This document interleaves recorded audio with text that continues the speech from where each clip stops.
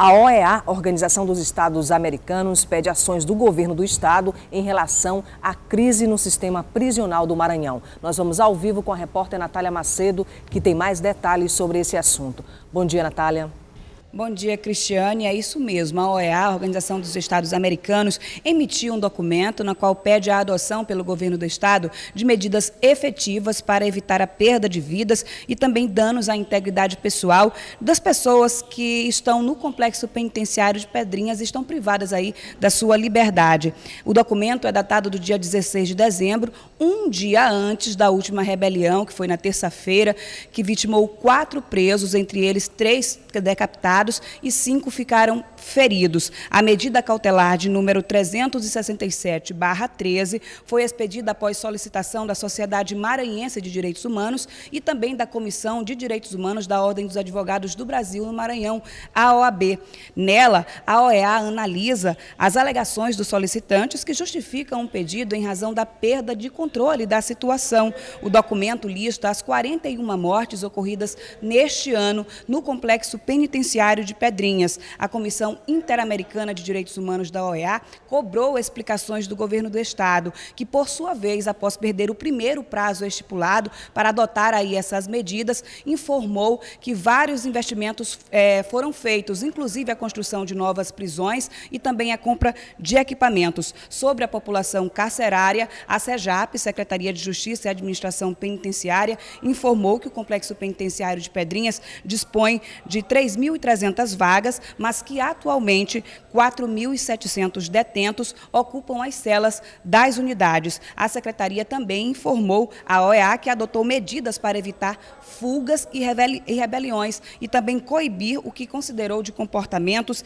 inadequados dos agentes públicos. A OEA deu um prazo de mais 15 dias para que o governo do estado tome as providências imediatas para evitar esse cenário aí de mortes e rebeliões nos presídios do Maranhão. Cristiane. Obrigada, Natália, pelas informações. As mortes ocorridas na terça-feira no complexo penitenciário de Pedrinhas foi o assunto de destaque na sessão plenária de ontem. O deputado Magno Bacelar falou sobre os investimentos do governo para diminuir a superlotação nos presídios. E a deputada Elisiane Gama defendeu uma política única para o sistema de segurança. Durante a sessão plenária, o deputado Max Barros fez 2 indicações, uma destinada à CAEMA e ao secretário de Saúde, Ricardo Murá, para que tomem providências sobre o sistema e a captação de água no município de Araioses. Max Barros também falou sobre as mortes no sistema penitenciário do Maranhão. O deputado pede ao secretário de Segurança Pública, Aloysio Mendes, que a construção dos presídios nas cidades do interior seja discutida com os moradores da região em audiência pública. Eu estou fazendo também uma indicação ao secretário de Segurança que antes que implante esse presídio no Cidade Riachão, que seja feita uma audiência pública na cidade, que converse com a população, com a classe política, para ver realmente se esse local é o local adequado para a construção do presídio. A população de Araioses está bebendo uma água salobra com água e sal, o que prejudica bastante a saúde da população. É uma situação grave. Já existia o sistema de abastecimento e hoje a população está prejudicada, inclusive com possíveis implicações na questão de saúde. A explicação do Dr. João Moreira Lima é que ele está estudando uma solução técnica para ver e viabilizando recursos. Eu sei da determinação, da competência do Dr. João Moreira Lima, nós estamos cobrando dele, mas eu venho fazer esse pronunciamento para que isso seja acelerado. As mortes e rebeliões no sistema penitenciário do Maranhão repercutiram entre vários parlamentares. O deputado Bira do Pindaré disse que o sistema está falido e que os conflitos que começam nas penitenciárias refletem fora dos presídios. Já o deputado Rubens Pereira Júnior sugeriu que o caminho para resolver o problema é federalizar o sistema penitenciário estadual. 3 decapitados. Estamos falando da vida de pessoas que, por qualquer que seja o crime que eles tenham cometido, nós não sabemos nem se são presos definitivos ou provisórios, não mereciam certamente a barbárie ser instalada dentro de um prédio público estadual, sobre a responsabilidade do Estado. E eu disse, há um mês, pode pegar meus pronunciamentos, o caminho é federalizar o caos instalado no sistema penitenciário do Maranhão. O problema da penitenciária do conflito que há na penitenciária, das mortes que acontecem, deixou de ser um problema apenas dos presos. Porque antes a gente costumava ouvir isso muito no senso comum. As pessoas dizendo que não queriam nem saber o que acontecia dentro da penitenciária, que eles se matassem.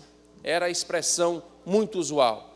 Mas agora, o que se observa é que essas rebeliões extrapolam o muro ou os muros da penitenciária. Não ficam mais apenas internamente nas penitenciárias. Elas extrapolam, elas se articulam, elas levam o medo e o pânico para a cidade, para todas as cidades. Então é preciso que a gente realmente enfrente essa situação.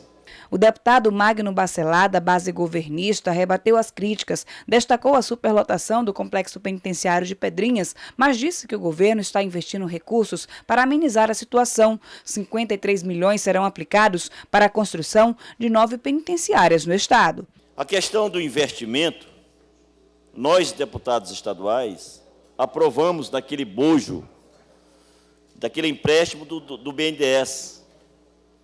Então, 53 milhões serão aplicados na construção de novas penitenciárias, deputado Rubem Júnior. Modelo.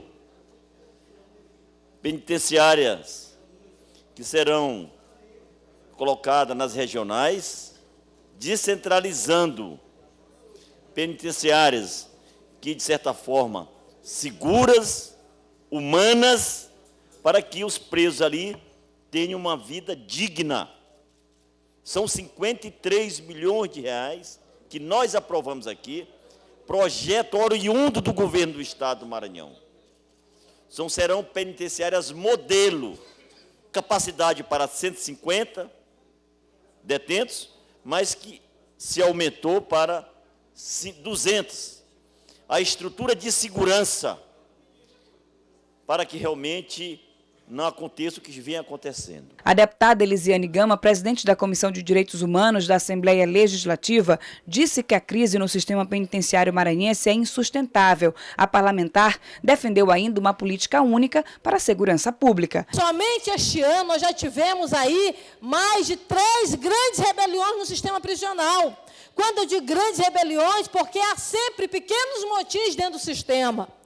E não há, até o presente momento, a apresentação de nenhuma proposta real para a mudança dessa realidade. Que no Maranhão, nós estamos tendo um aumento de violência em quase 20% a cada ano. Nem sequer foi estancado. Ou seja, não há hoje no nosso estado uma política efetiva para a redução desses indicadores. Precisa, na verdade, ter um olhar para os militares, naturalmente, Polícia Militar, Corpo de Bombeiros, mas também assistência social e demais outros setores, para que, efetivamente, nós venhamos reduzir essa situação grave que tem se alastrado no nosso estado. O público realizou ontem audiência pública para discutir a criminalidade na Grande São Luís. Para falar sobre esse assunto, a gente conversa agora com o promotor de justiça, José Cláudio Cabral Marques. Bom dia. Bom dia, Cristiane. Seja bem-vindo ao Portal da Assembleia. Muito obrigado. Bom, ontem foi um conjunto aí de instituições discutindo a questão da criminalidade na Grande São Luís, mas a gente acaba indo, né, com esse cenário todo, acaba indo para todo o estado, discutindo a questão da violência no estado, né, no sistema prisional. Na verdade, quando nós pensamos na audiência pública de ontem, dia 18, e pensamos no lançamento do Observatório da Violência, da Criminalidade, nós pensamos primeiro trabalhar a grande ilha de São Luís, porque nós não podemos dar um passo maior que as pernas. Então, fazendo esse levantamento de todos os índices, todos os indicativos, os percentuais da criminalidade, a gente pode começar a fazer um trabalho mais consistente. Pensamos também em nos aliar às universidades. Lá nós vamos encontrar profissionais de vários segmentos do conhecimento humano. Isso vai nos ajudar bastante, né? Então, essa proposta da audiência pública foi nesse sentido. União de todos e não trocar farpas, principalmente em público. Nós precisamos deixar essa estratégia de querer encontrar um culpado, né? Nós precisamos assumir nossa responsabilidade. E ontem foi exatamente isso. Cada um desses órgãos que compõem o sistema de segurança apresentou sua proposta. Ministério Público ontem apresentou 5 propostas para ajudar o sistema e dizer que nós temos que ser parceiros. Quais seriam essas propostas, promotor? A primeira proposta, foi no sentido que as forças-tarefas entre os vários órgãos que compõem o sistema de segurança continuem. Né? Já começou na cidade, nós precisamos disciplinar a cidade, eu não posso restabelecer uma autoridade com a cidade em completa desorganização urbana. Né? Nós defendemos as blitz constantes da Polícia Militar e temos a garantia já do comandante Zanoni que isso já vai se estender. Nós precisamos retomar as operações Lei Seca, precisamos disciplinar ainda mais fortemente o horário de funcionamento de casas que vendem bebida alcoólica. Os próprios dados do CIOPS nos indicam que a partir de quinta-feira isso vai ter um pico no domingo. A violência é associada ao consumo de bebida alcoólica e drogas, obviamente. Então é necessário que a gente tome consciência dessa situação e restabeleça essa autoridade. Bom, o observatório na Grande São Luís, ele poderia se estender depois para o Estado, já que ele vai ter um raio-x dessa Grande São Luís, que vocês teriam um termômetro aí dessa violência no Estado, na verdade, né, também. Olha, nós entendemos que como esses órgãos têm capilaridade em todo o Estado, têm braços em todo o Estado, e as universidades estão também nessa situação, nós temos campus em Timon, Imperatriz, né, e outros locais, nós podemos também estar aliados a eles, porque a estratégia além da questão científica, de pesquisa com as universidades, que principalmente as particulares, né, como o caso do Unicelma, ela tem mais facilidade de acelerar esse processo. Né? O Unicelma já disponibilizou sala, equipamento, tudo já está pronto. No dia 8 de janeiro, a nossa primeira reunião. Então, a partir desse momento que a gente conseguir adotar uma metodologia de trabalho, né, um modelo a ser repassado para esses pesquisadores, falando sobre a estrutura em si, nós vamos ter 2 núcleos, um científico e acadêmico, um interinstitucional e outro é o Conselho Deliberativo. Na hora que a gente conseguir sedimentar, né, esse modelo, a gente pode estender automaticamente para as demais regiões do Maranhão. Em princípio, primeiro é você consolidar essa estrutura. Não adianta a gente querer, num espaço de tempo muito pequeno, sem ter nenhuma experiência ainda consolidada, a gente possa estender para outras unidades do Estado do Maranhão. Bom, esse ano foi um ano emblemático, né? A gente pode dizer que foi o ano em que a bomba, né, estourou de fato, né? A gente viu aí no sistema prisional eclodindo aí os motins e as mortes dentro do sistema prisional, né? Se fala em superlotação das penitenciárias, se fala em descentralização desse sistema, se fala também, como a deputada Elisiane Gama falou, de uma política única, quer dizer, são várias instituições, vários lugares de fala, né, dessas instituições, dando, né, aí, sugestões para essa crise que a gente vive. O senhor falou agora que quem prende não pode cuidar, né? O que o senhor quer dizer com essa fala? Qual seria o caminho aí que o senhor entende, né, como... Cristiane, eu acho, nessa mesma visão de articulação, você não pode misturar sistemas. Você tem um sistema, por exemplo, sistema de segurança, né? Ele tem que estar articulado com o sistema da justiça, né? Está articulado com a Secretaria de Administração Penitenciária, porque a ponta final desse processo é a CEJAP. Não significa que a CEJAP vai ser dentro de um sistema único. Ela tem que estar articulada com os demais órgãos, Secretaria de Segurança, Polícia Militar, Polícia Civil, é quem é o braço maior que está na rua, né, o braço primeiro que chega, a ação do Estado primeira, depois passa para o Ministério Público, para oferecer denúncia, arquivamento, etc. O sistema de justiça, propriamente dito, Poder Judiciário, que é quem vai punir, quem é que vai julgar essa pessoa, e por último, quem vai receber a CEJAP. Então, essa articulação é importante. Eu já tenho uma visão, já vem de muito tempo, a primeira vez que a criação recente da CEJAP, ela foi no governo Zé Reinaldo, foi uma proposta, nós fomos diversas vezes conversar com o governador de então, eu e o doutor Zé Américo, nós estávamos na execução penal, apresentamos o projeto, foi acatado, foi criada a CEJAP. Logo em seguida, já no governo Jackson Lago, ela foi extinta. e depois retomada pelo governo Rosiana. Então, em todo o Brasil, isso é o Ministério da Justiça que aponta nesse sentido, né? Nós não precisamos unificar esses sistemas. Eu entendo que a CEJAP, ela precisa, isso o delegado Sebastião Uchoa está fazendo muito bem, ela tem que ser moralizada, existia um processo viciado ali dentro, né? Nós precisamos abrir concursos para agentes penitenciários, não é mais possível essa privatização que está dentro do sistema penitenciário. Porque essa mão de obra terceirizada, ela não é preparada para lidar. Ela não só não é preparada, ela é comprometida. Ela não é comprometida. São pessoas que são elitistas. Não tem compromisso nenhum com o sistema. Né? Ele tem um treinamento muito precário, ingressa no sistema, se tiver algum problema, logo depois é exonerado e acabou. Né? Nós precisamos de agentes penitenciários de carreira, preparados, requalificados, e isso é um processo. Eu não posso privatizar esse sistema como está aí. Tá? Nós temos quase o dobro de monitores em relação a agentes penitenciários. Bom, a gente tem um número aqui que a violência, né, de 2000 a 2010, em 10 anos, né, aumentou 267% no que diz respeito ao número de mortes por armas de fogo. Né? O senhor fala de um sistema de segurança que funciona em cada um com o seu papel.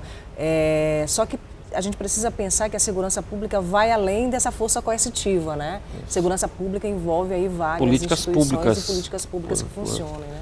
É interessante o que você está falando, que ontem, na audiência pública, vários conselheiros comunitários de segurança apontaram nesse sentido. A participação da sociedade é muito importante. O exemplo mais emblemático é o caso do Coroadinho. Coroadinho tornou-se assim, conhecido geralmente pela questão de violência, Morro do Zé Bombom, e aí vai. Então, o que aconteceu? A comunidade reagiu. Né? A comunidade reagiu. Hoje, o Coroadinho está sendo já um exemplo para as demais comunidades. Né? Eu lembro bem, ontem eu falei isso na audiência, uma vez a hoje secretária Claudete Ribeiro, ela me convidou para ir lá num projeto que ela tem sobre as gangues, né? Retirar essas pessoas dessas gangues. E ela me colocou frente a frente com um deles. Né? E eu perguntei assim na linguagem deles, vem cá, qual é o lance de vocês em participar de gangue? Como é que é essa história aí? Disse, doutor, se eu for pelo caminho do bem, estudar, trabalhar, a chance de eu me dar bem na vida é muito pouca. Não é? Eu vejo as pessoas aí trabalharem e ralarem e não dá em nada. Não ganham nada, tem uma vida sacrificada. Agora, pelo caminho do mal, pela violência, eu trafico, eu mato, eu fico numa primeira semana, segunda semana, eu estou um cara famoso. Estou um cara famoso, com dinheiro no bolso. Para continuar essa história, ele disse assim, olha, aqui antigamente no Coroadinho, quem mandava era motorista de ônibus, porque tem a facilidade da mobilidade, quer dizer, dava carona para as mulheres e tal, e ali ele conseguia. Né? Logo depois mudou, foi o taxista que começou a mandar, em termos de, né, de ser o galã da posição social, posição social. Então hoje em dia o mototaxista, etc., hoje cada um tem seu carro, então eu tenho que estar, né, numa situação mais, né, elevada. Então ele, naquele entendimento dele, através do tráfico, ele teria ascensão muito rápida. E eu me perguntei, o que eu posso oferecer para esse rapaz para que ele saia? Que ele mude esse discurso, né? Não, e que ele saia desse caminho. Eu tenho escola para ele, eu tenho moradia para ele, eu como Estado, um representante do Estado ali dentro, o que eu posso mudar essa realidade? Então, Cristiane, eu entendo assim, nós temos que ter políticas públicas muito fortes. Segurança não é só um problema do Estado, é um problema da comunidade, de cada um de nós. É um direito do cidadão, mas é um dever dele também de participar. Eu entendo assim, que essas associações de bairro, clube de mães, tudo que é de respeito à sociedade civil organizada, ela tem que ser ouvida, ela tem que se discutir essas políticas, porque elas que podem nos dar indicativos. Né? Eu cito o caso aqui, por exemplo, Diadema. Diadema, em São Paulo, se fez um trabalho muito forte nessa questão de drogas e bebida alcoólica. Mas, ao mesmo tempo, a sociedade diz assim, a comunidade lá diz assim, olha, o que eu vou fazer dentro de casa? Minha casa não tem nada. Vocês têm que ter projetos alternativos. Né? Então, se fez exibição de filmes, campeonato de futebol, de vôlei durante a noite, em vez de a pessoa estar querendo estar dentro de um bar, ele estava ali na quadra de esportes. Quer dizer, trabalhar autoestima, sentimento de pertencimento, quer dizer, questões que são importantes. Questões culturais, dança, sei lá, capoeira, você tem que dar alternativa. Aquela alternativa que eu não dei naquele momento para aquele cidadão que pertenceu a uma gangue. E hoje o Coradinho é o exemplo. Bom, essa pessoa que o senhor falou e que tem esse discurso que é vítima de uma prática social, ela tem cor, tem sexo, né? tem renda, né? E é bem o reflexo daquelas pessoas que a gente vai ver lá dentro do presídio, né? Isso. Tem o mesmo perfil. Né? O triste, eu estava acompanhando aí o discurso dos deputados, o triste de tudo é que é dentro de um órgão público, dentro de uma situação que ele já foi punido, já foi entregue para o Estado, já está sendo penalizado e é morto. E não sei se vocês acompanham isso, essa situação de decapitação, ela é do Maranhão. Não existe nenhum paralelo no mundo sequer. Né? Eu, quando participei como negociador da rebelião de outubro de 2011, salvo engano, eu estive presente com a Comissão de Direitos Humanos da Câmara dos Deputados, e lá foi dito quem era a pessoa que tinha ensinado aquilo, era um índio Guajajara. Né? Foi eu que recebi aquelas cabeças ali. Então, se você observar... Isso não é de hoje, né? Já vem acontecendo no sistema. Isso está se perpetuando. Se você observar o corte que é dado no pescoço, ele é igualzinho ao corte que foi dado em outubro de 2011. Quer dizer, a técnica, se não for a mesma pessoa, a técnica foi repassada. Né? Que aqui na base, né, segundo esse relato desse preso, na época, para a Comissão de Direitos Humanos, é aqui na base, ou seja, na junção da cervical com o crânio, e logo depois ele bota os joelhos no ombro e torce até quebrar. Alguns deles são mortos, inclusive mortos, decapitados vivos.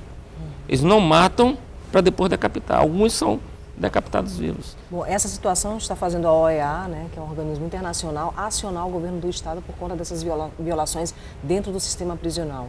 E saiu um estudo há pouco, essa semana, divulgado pelo Ministério da Justiça, que o Maranhão é o estado com pior acesso à justiça. Né? E esse acesso à justiça também é algo que a gente tem que ver de maneira mais holística, né, e muito maior. Não é acesso à justiça, ao fórum, né, esses direitos, né, mais básicos, mas acesso também a outras políticas que deveriam estar acontecendo aí também. Né? Cristiane, eu sou de São Luís, nasci ali na Rua de Santana, né? Então eu posso falar em nome também da minha população. Eu fico muito triste que essa contínua exposição do nosso estado na mídia nacional. O Maranhão tem aparecido nos últimos tempos só negativamente. Então isso mexe com a nossa autoestima. Né? Nós precisamos reagir. Os promotores, os juízes, a classe política precisa reagir a isso. Nós precisamos aparecer de uma forma importante. Uma forma que eu abra a minha boca lá fora e digo, eu sou do Maranhão, eu sou maranhense.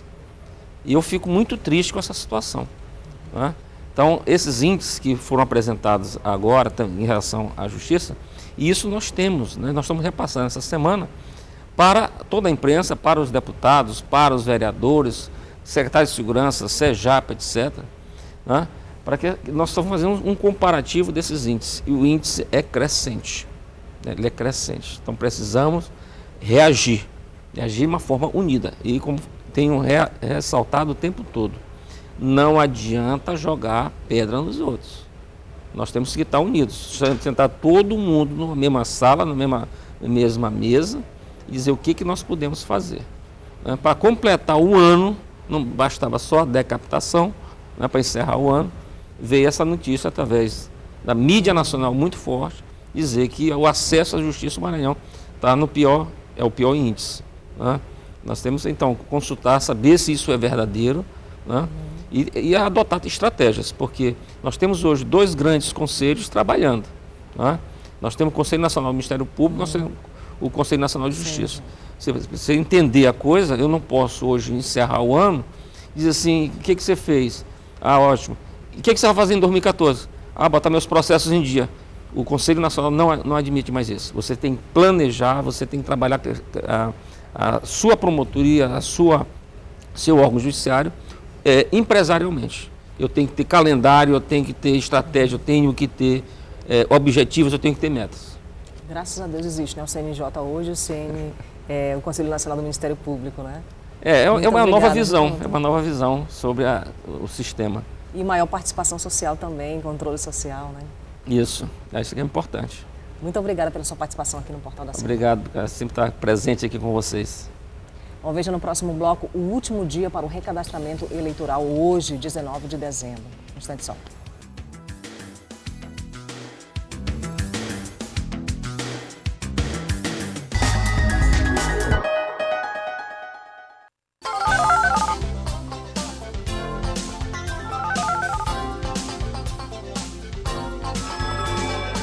Fim de ano é tempo de olhar para o que fizemos.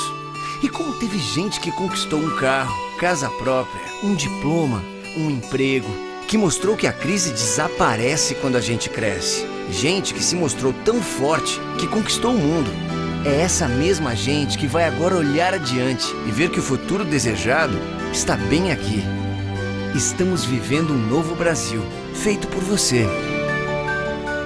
Governo Federal.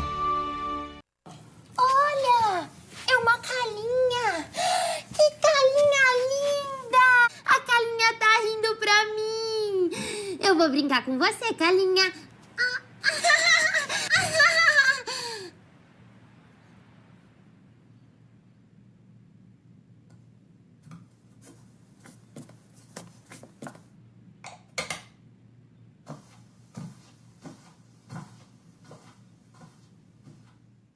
Não existe nada mais emocionante do que amamentar. É um momento mágico. E o leite materno oferece tudo que o bebê precisa nos primeiros 6 meses. Depois começa a dar alimentos saudáveis e continua amamentando até 2 anos ou mais. E quando você tem o apoio da família, dos amigos, da empresa onde trabalha e de todos à sua volta, como eu e Pedro tivemos, fica tudo muito melhor, né, filho? Seja também um amigo do peito. Apoie a mulher que amamenta.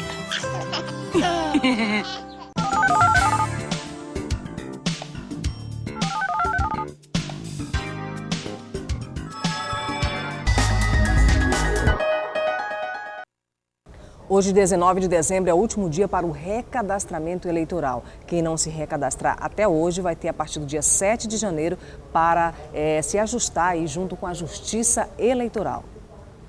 Dando voltas, assim estava a fila do lado de fora do Fórum Eleitoral do TRE. A fila, que parece tão organizada, muda de cara no portão. O tumulto é grande e todos temem ter o título cancelado. Vou ter que encontrar um consenso, um horário melhor para vir fazer, né, no caso. Se eu não conseguir hoje, né? A fila causou revolta no eleitor que chegou quando ainda estava escuro. Eu tô aqui 3h20 da manhã. Da manhã? Da madrugada. Tem até quem estivesse na fila por outra pessoa. Eu já tirei o meu. O negócio é porque eu vim pegar para meu filho, porque ele está no Detran e ele está aperreado, não deu para ele vir. Eu disse, meu filho, eu vou pegar uma vez lá para ti. O prazo termina no dia 19 de dezembro e o recorde de atendimento veio nesta última semana. 3.000 atendimentos, o que já excede a capacidade do posto. Ontem nós conseguimos, indo além do nosso limite, ficando até mais tarde, nós conseguimos chegar a 3.000. Hoje, como você deve ter visto, aqui tinha mais de 5.000 pessoas provavelmente. É óbvio que nós não temos nem espaço, nem pessoal, nem tempo e nem kits para poder fazer essa biometrização. Nós estamos dizendo isso às pessoas e ponderando para o bom senso, de que não adianta ficar na fila, não adianta querer ficar aqui o dia todo, porque não vai, aqueles que não conseguirem receber senha, nós estamos destinando hoje quase 1.000 senhas para aqueles que não agendaram, porque a prioridade é o agendamento. No penúltimo dia foram atingidos 99,7% do eleitorado que participou nas últimas eleições. 5.000 pessoas foram ao TRE. E no último dia, as medidas devem continuar. Portão semiaberto e limite de vagas. Para quem não conseguir, a partir de 7 de janeiro, o eleitor que teve o título cancelado pode fazer um novo cadastro. Quem não tiver se recadastrado até amanhã, vai ter o título cancelado e depois ele vai ter que procurar no dia 7 de janeiro a sua zona eleitoral para ele fazer um recadastramento novo, um título novo. tá? Vai pagar uma multa e vai trazer a documentação necessária para ele fazer o seu novo recadastramento. É um título novo. Essa é a finalidade, exatamente para mostrar à população que as pessoas não precisam ficar angustiadas, sofridas, né, exaltadas ou nervosas com a situação, porque tem uma outra oportunidade de regularizar a sua situação eleitoral. Justiça Federal determina a retirada de barracas da praia do Araçagi por se tratar de área da União. A Justiça alega danos ao meio ambiente, área de dunas e restingas. Os moradores têm até março do ano que vem para deixar o local de forma voluntária. Os barraqueiros se organizam para tentar impedir o cumprimento da decisão. Barracas e casas construídas na faixa de areia, dunas, restinga e mangue das praias do Araçagi, em São José de Ribamar e Olho de Porco, devem ser retiradas por determinação judicial. A determinação da Justiça Federal define a retirada de todos estes bares. O prazo de saída é o dia 31 de março de 2014. Conversando com os donos dos bares, dá para perceber que eles não têm outra fonte de renda. Além disso, muita gente depende destes bares. Seu Domingos emprega diretamente uma média de 10 pessoas. Tá com medo porque a gente vai para onde? A gente vai viver de quê? A gente vive desse bar. Aqui é o sustento da sua família inteira? É. E muitos que trabalham pra gente também vivem daqui, disso aqui, né? A gente paga, tem os garçons, tem cozinheira, tem tudo. Dona Loura está neste bar há 12 anos. Ela explica que não entende a decisão. Quem trabalha aqui quer dialogar, negociar para melhorar o serviço, mas também quer continuar trabalhando no ponto. Nós precisamos saber o que devemos. Existem regras? Após que nos dê as regras. Fiscalize. Olha, eu sou conhecida como Loura, né? No meu barzinho é Coração do Araçagi. Então lá no bar da Dona Loura ou no Coração do Araçagi tem uma irregularidade. Vem aqui, cobre de mim. Entendeu? Cobre de mim, exija. Olha, é desse jeito. Aqui ninguém tem som. Nós trabalhamos com a preservação, sim, eles é que não verem. Após o prazo determinado na Justiça, será expedido o mandado de desocupação e demolição. Uma das principais justificativas é o prejuízo ambiental causado pelas construções. Se a senhora vier na praia, chegar aqui, tiver tudo cheio de lixo, tiver caco de vidro que a senhora, por onde a senhora passar, a senhora não vem mais. Então, aqui é meu ambiente de trabalho, é o ambiente de trabalho de todos esses barraqueiros. E a gente junta o lixo que não foi nós que criamos. Mas em tudo que nós sair daqui, esses carros vão continuar vindo. Eles trazem a cadeira de sol deles, eles trazem a bebida, eles trazem a comida, mas eles não levam o lixo. Esse lixo fica para todos os barraqueiros. Para a área, a Prefeitura de São José de Ribamar tem um projeto de urbanização da orla. No projeto, as áreas amarelas são dunas, que não podem ser alteradas. Vão ser feita, duplicada toda a avenida que liga o Araçagi, para poder justamente os carros dos banhistas, dos barraqueiros, eles poderem estacionar e terem acesso à praia. O acesso à praia vai ser feito através de passarelas que vão ser feitas sobrepostas às dunas para poder não atingir as dunas que a gente não pode fazer.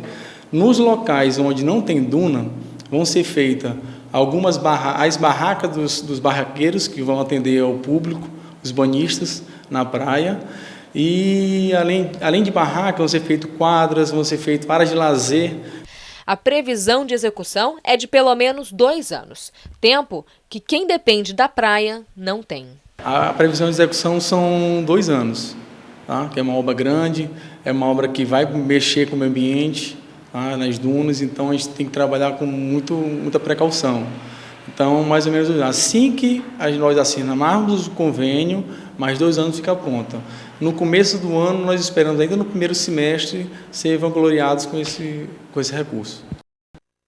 O Portal da Assembleia vai ficando por aqui. A gente volta amanhã a partir das 8h30 da manhã. Daqui a pouquinho tem transmissão ao vivo da sessão plenária, onde você pode acompanhar o trabalho do seu parlamentar aqui pela TV Assembleia, canal 51.2, pela TVN, canal 17 e também na internet, na página da Assembleia Legislativa. A expectativa hoje é para a votação do orçamento do Estado.